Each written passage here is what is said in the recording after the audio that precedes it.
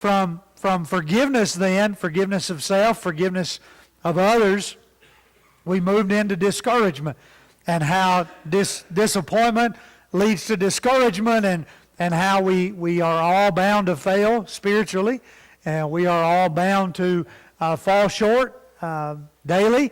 And so if we allow that to disappoint us over and over and over, at some point we can become discouraged to the point that we just give up. And that's what happens so often in the spiritual journey, is that people just give up. They just decide, I can't do this. I keep trying, and I'm trying hard and working, and I just keep disappointing myself, and I know I'm disappointing God, and so I just quit.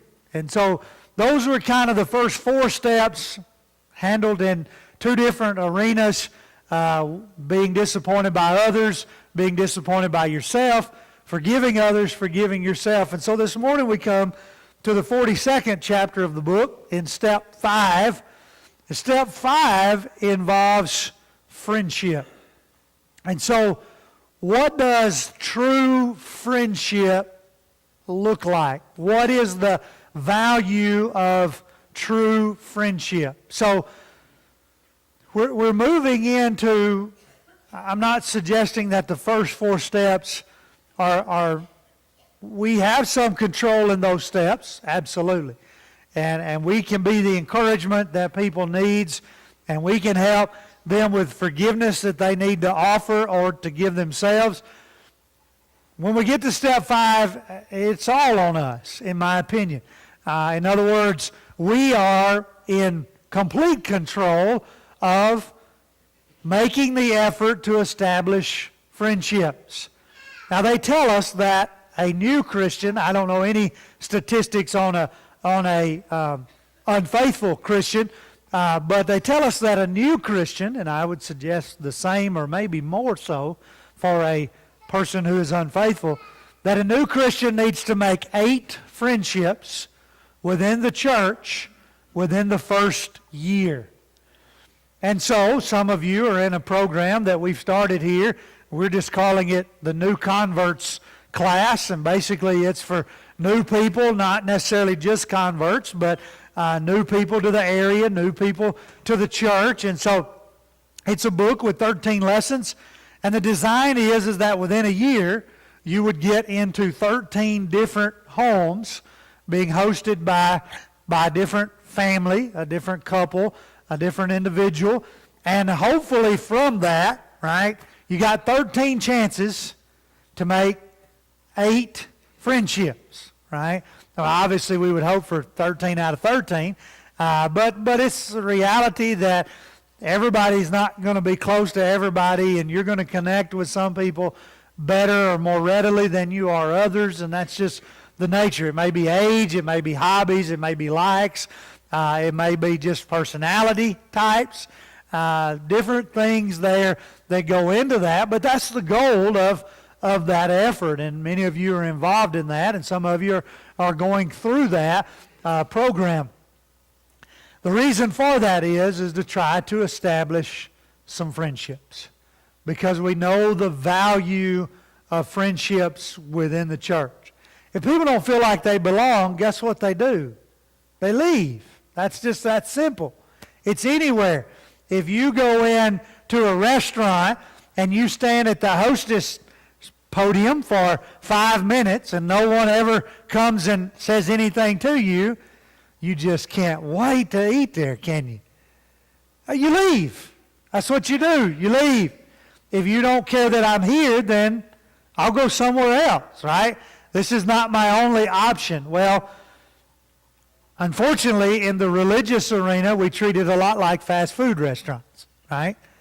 Meaning that if I don't like what you're serving me here, it doesn't matter whether it's right or not. It's just if I don't like it, then I'll go somewhere else. I just pick and choose. And so we live in a world where people move around fairly easily and fairly quickly within religion. And a lot of the time, not all the time, but a lot of the time it has nothing to do with doctrine. So sometimes it does. And errors being taught, and in that case, There needs to be an effort to try to correct the error, but if that can't happen, most of the time, and I don't know a percentage, but most of the time, it's because I just don't fit for whatever reason. And that's not all wrong. Every church has a different personality, and every person has a different personality, and some personalities just don't fit, right? It may not be that there's anything wrong, nothing doctrinally wrong or in error with that congregation. I just don't fit. And it may be my fault, it may be their fault, it may be a combination of both. At the end of the day, people are going to stay when they develop true friendships. We're not going to turn our backs on our friendships. There may be things we don't like. There may be things that we don't enjoy. There may be things that hurt. There may be things that cause us to sacrifice. But at the end of the day, the friendship is going to rule the roost, and we're going to remain loyal to those friendships that we have. And so, as we think about that, as it relates to coming back to God, and the importance of trying to help one, our author in our book carries us back to the creation, and he says, this isn't coincidental. We were made this way. We were made, even the most introverts in this room, and some of you are, and you like to be by yourself, and you like to be alone, and even you folks desire some companionship some of the time. Obviously, some of us that are extroverts, some of us that enjoy being around people all the time, right? I would put myself in that category, and Shelley, you can join me there. This is just where we thrive, right? Some of you don't thrive there, and I get it. And then I'm not saying we're all alike. I'm actually illustrating the fact that we're not all alike. At the end of the day, we are all created the same in that there is a need within our created being for companionship. Now, obviously, the first one being husband and wife, right? And everybody's not married, and everybody doesn't desire that type of companionship. But we just start here in Genesis 2 and verse 18 to remind ourselves that when God made man alone, it was not good. Now, it wasn't that God made an error when he made man. God just said, it's not good that I leave man alone. I've created him to be a certain way. As a matter of fact, Genesis 1 and verse 26 tells us that God created us in his own image. Now, what did God desire from us? Well, he desires a relationship. He wants companionship, right? And that looks a little different with God being a spiritual being and us being fleshly humans. But he created us that way, and therefore he realized he created a need that he hadn't created a fulfillment for. And the need was companionship. And there's a lot of other things that can be said about marriage and the importance of marriage, but clearly one reason for marriage is companionship. Don't overlook that. Don't miss it. Man is not good alone. Now, obviously, marriage is not the only place that this friendship can be established, but certainly one place where it definitely ought to be clearly established is between husbands and wives. In Mark 6 and verse 7, I don't know what you've heard explained, and I don't know if you've ever thought about it, but when Jesus goes to send out the 12, now, just stop right there. Why 12? Well, because there were 12 tribes of Israel, right? Okay, fine, fair enough. It's symmetrical, right? We like it. It looks good. 12's a good number, but 12's also an even number, isn't it? If you're going to send them out 2 by 2, you're going to need an even number, aren't you? Why would you send them out 2 by 2? Well, so they would have protection. Well, okay, fine. I like it. Sounds good. You send them out 2 by 2, according to our author, because they need a companion. No man is going to thrive by himself, right? He needs somebody to lean on. He needs somebody to share the frustrations with. They're going to meet times, and they're going to meet people, and they're going to run across disappointment and discouragement and failure. Who are you going to share that with if you're by yourself? You don't have anybody. So obviously, Jesus, being God in the human form here, with the wisdom that he had, knew, why send them out 2 by 2? Well, clearly, so that they would have companionship. I found this week, and I thought it was worthy of your consideration. If you just find one true friend in your lifetime, you are truly blessed. I haven't looked lately, but I guess maybe I'm pushing 1,100. I don't know. Last time I looked, I was at 1,018. That's on Facebook. 1,018 friends. I mean, this is cool, right? I mean, the 1,000 mark was like the pinnacle, right? My wife gets in, she goes through and she says, "Who's this person?" I don't know. Well, what are they doing being your? I don't know. Right? Somewhere a month or so ago, they wanted to be my friend, and I just wanted to be their friend, so we just friends, right? We're not friends, all right? There's no way to be a friend to 1,018 people, right? We understand that. We might be acquaintances. I hear people use that term. It's a big word, and I don't think in terms of big words, so I don't use acquaintances very often. But I understand what they mean. They're an acquaintance of mine. Or maybe you say, well, I know of them, right?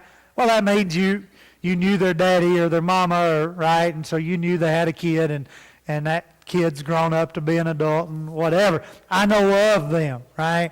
Well, we don't have 1,000 friendships. As a matter of fact, I would suggest to you that we probably don't even have more than a good handful of true friendships. I mean, let's just boil it down and think about the people that are the closest. The kids call them best friends, right? And we don't call them that when we're adults, but that's what they still are, right? They are the people that we're with the most, or that we've shared the most with, or that know the most about us, or that will be there for us. That's not to say that other people... Jesus had best friends, didn't he? I mean, let's just go to the example, okay? You can't tell me that Peter, James, and John weren't closer than the other 9. They were. They absolutely were. Now, God does not show any partiality. I know what James says, and I in terms of blessings and in terms of value, that's absolutely right. God doesn't value Peter more than he values Bartholomew. Okay, I get that. I'm not saying Peter's worth more to God than Thomas, okay, or Philip.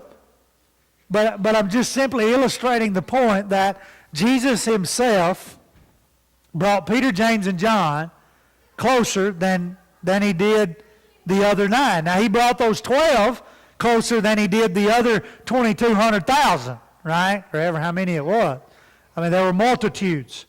So he brought those 12 out of the multitudes, but then he brought 3 out of the 12. Now, if he does that, then I would suggest we do the same, right? And so we have those people that are really close to us. We got companions, and we got acquaintances, and we got people we know of, and we got co-workers, and maybe we got friendships at work. But then there are those true, he calls them in the book, true, real friendships. And he talks about the value of them in pretty great lengths here. Now, someone's unfaithful to the Lord. They're not living right. What they need to hear, right, is that they're living in sin. What they need to hear is that what they're doing is not pleasing in the eyes of God. Who they hear that from can make all the difference in eternity. Now, I get it. I get it, folks. We come from a generation ago, most of us, and here's what you do. You say what you need to say, when you need to say it, how you need to say it, to whoever you need to say it. I'm telling you that this generation don't always think like that. And what I mean by that is they need to hear it, yes. But they need to hear it from a specific somebody. I'm just trying to illustrate the point that if you and I are not careful, we might actually be doing more harm to the kingdom than we are helping under the umbrella of, well, I'm just trying to help, right? But you're not in the inner circle, okay? And for a lot of people, you're going to carry them back into stage 3 and 4 by discouraging them more because you're not in the inner circle. And it's okay that you're not in the inner circle, okay? That's fine. We've all got our Peter, James, and John, just like Jesus had. We've all got those people.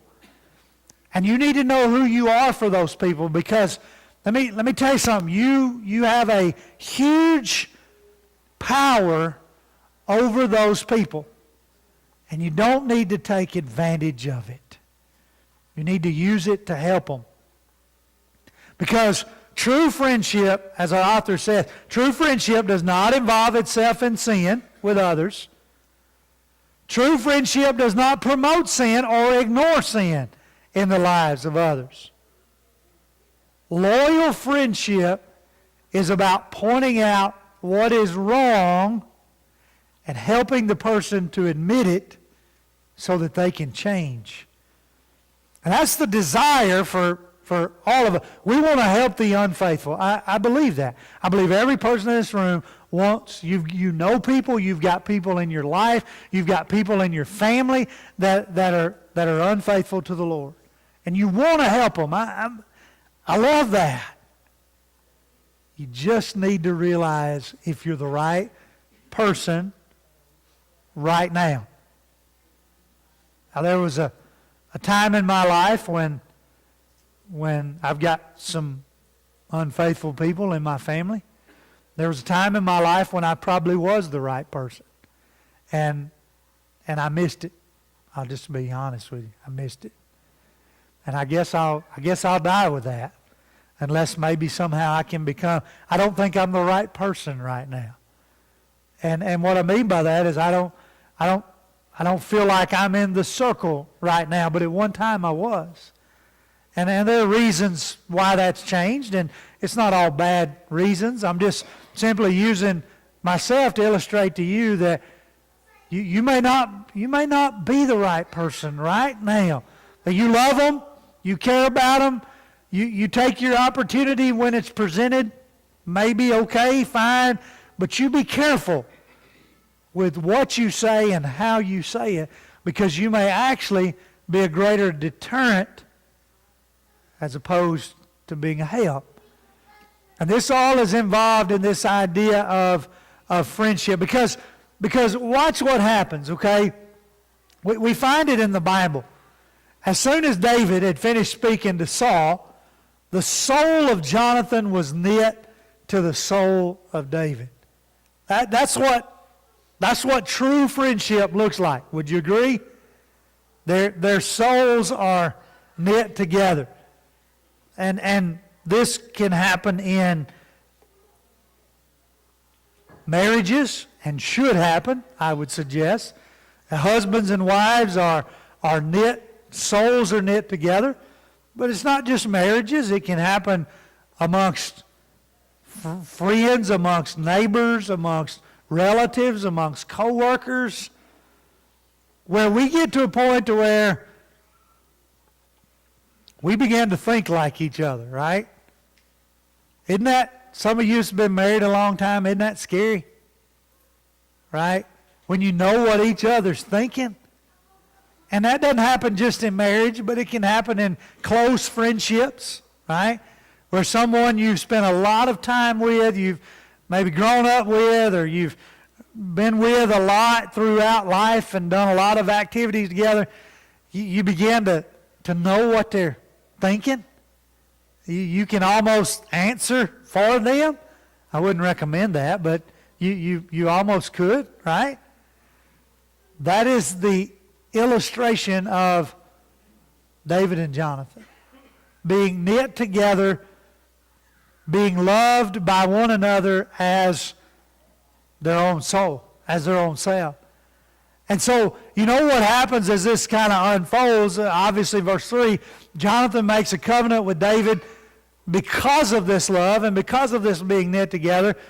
And so, you know, when Saul starts trying to kill David and Jonathan helps him escape a time or two, and that's loyalty right there, right? Jonathan knows, and before you start throwing stones at Jonathan because he's not honoring his father, Jonathan knows his father's not acting right. Jonathan knows that his father's not behaving himself properly, that he's got jealousy and he's got revenge and he's got hatred in his heart, and thus why he's trying to do these things.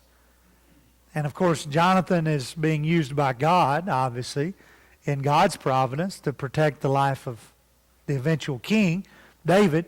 But also, God is using a friendship that is so knit together. I don't know what the relationship between David and Nathan looked like, but you remember what happened there after the boy died? You remember Nathan coming to David and telling him that story, and David gets all angry, and Nathan says, "That's you." Well, obviously there had to be some relationship there. That's what I mean by the right person at the right time saying the right thing. We all need that. We don't like it. It hurts. We don't want to hear it. But imagine where David would be without the Jonathans and the Nathans in his life. I mean, he might have rationalized that whole event and went on with life, never to be remorseful of the murder or the adultery or the lust or any of that he had done wrong. But because of Nathan, because of the relationship there, because here was a man who was willing to stand in the face of King David and being, I would suggest to you, in somewhat of an inner circle at least, he was respected by David, or else he would have had Nathan killed, right? He could have done that. He was the king. He could have had Nathan beheaded, but he didn't. And the reason why he didn't is because there was a person at the right time. For somebody who's unfaithful, you know, I'm convinced that several of us in this room have tried and tried and tried and tried and tried, and just gets tough, doesn't it? And you think, man, why would I try one more time, right? Well, it might be that one more time. All these other times were the wrong time. Or maybe you were the wrong person. Or maybe you were in the wrong place in your own life. But now you're at that point to where you can really help them.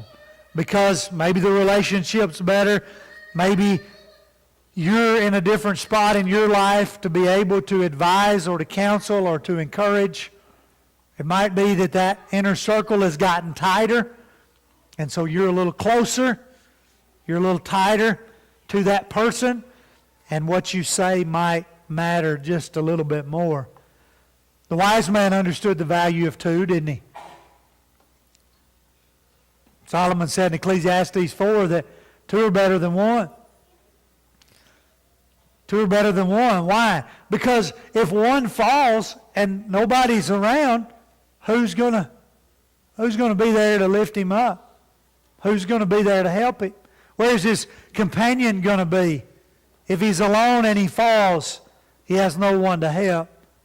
He mentions in verse 11 the value of warmth, of being together.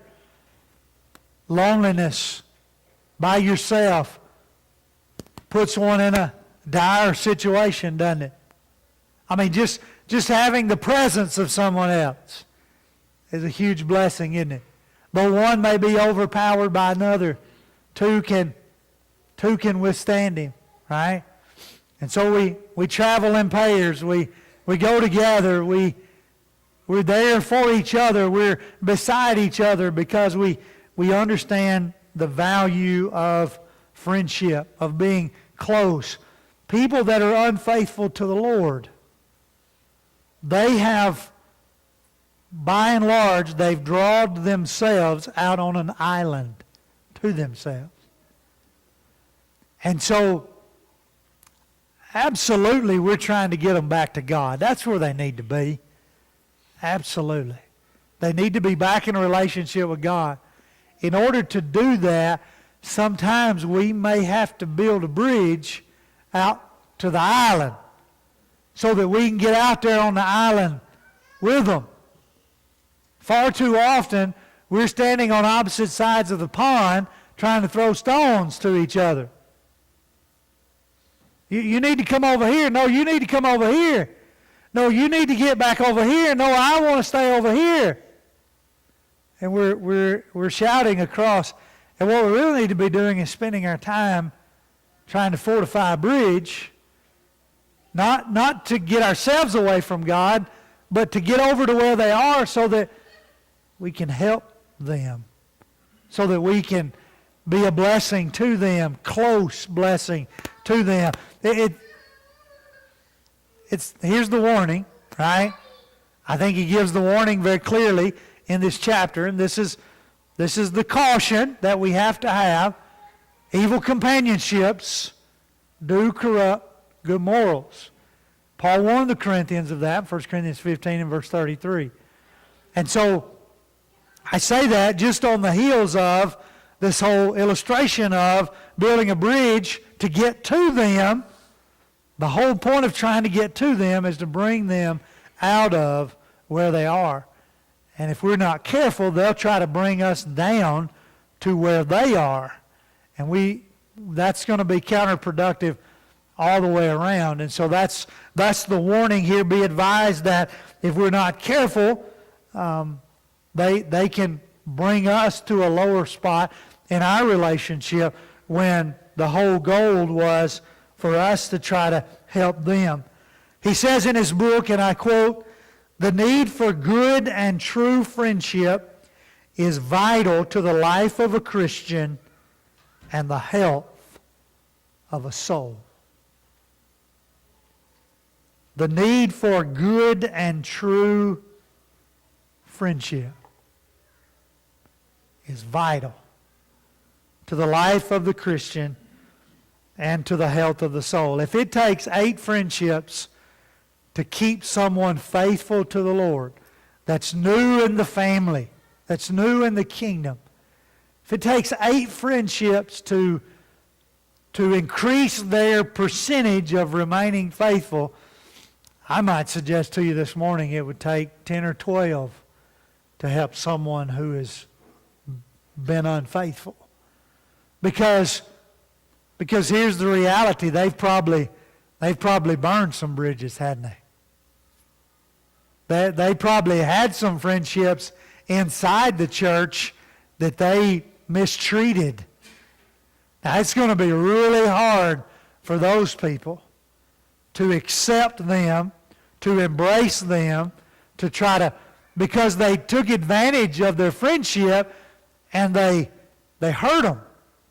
Now, I'm not saying they can't forgive them, and I'm not saying that they shouldn't forgive them. I think the Lord says they must.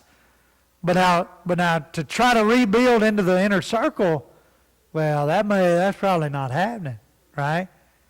You abused me, not physically, hopefully, but you abused me, you took advantage of me, you hurt me, you wronged me, and so now you want me to just accept you with the full trust and loyalty, and that's not going to happen, right? We are all people. And so it's going to be challenging because the ones they connected to in the beginning are going to be very hard for them to reconnect to. And so they're going to be looking for additional connections, if you will, within the church. And that's where we must find ourselves coming in, trying to understand them and trying to help them. Jesus said, greater love hath no man than to lay down his life for his friends. Obviously, he's talking about himself. John 15 and verse 13, to lay down his life for his friends. Bottom line is people need people. We need people. And you've heard the old adage, they don't care what you know until they know that you care, right? And so in step 5 of this whole idea, and we're trying to get them back into a faithful relationship with God. And step 5 of this is understanding the value of people needing people. We all need people, and companionship and friendship and loyalty and trust must be developed and established, and we need to be growing in it. And those people that are on the fringes, we need to be mindful of them.